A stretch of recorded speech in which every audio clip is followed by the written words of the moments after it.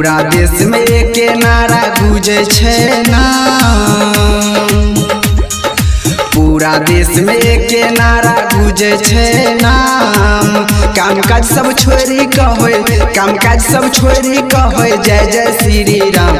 सुन भैया हो भगवा बनले अपन शान, सुन भैया हो भगवा बनले अपन शान, सुन भैया हो भगवा बनले अपन शान, सुन भैया हो।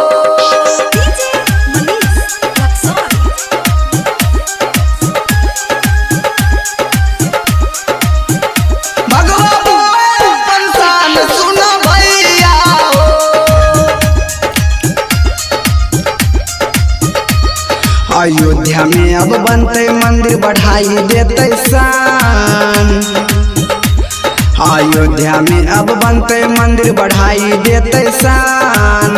विदेशी मिलके कहते, विदेशी मिलके कहते जय जय श्री राम।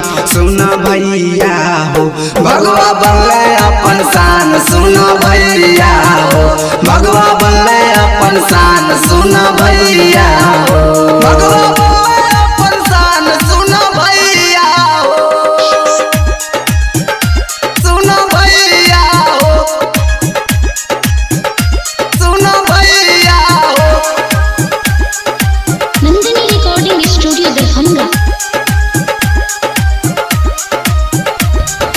मोदी जी कल के भूमि पूजन हर गले बेईमान,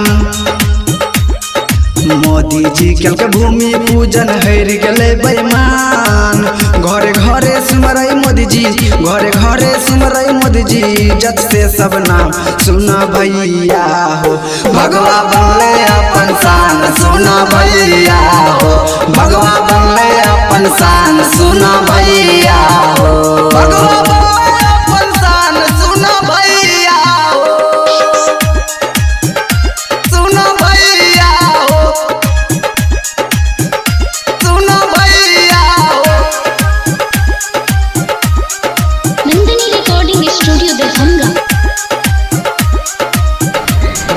मोदी जी तक करी दिलकै सपना साकार,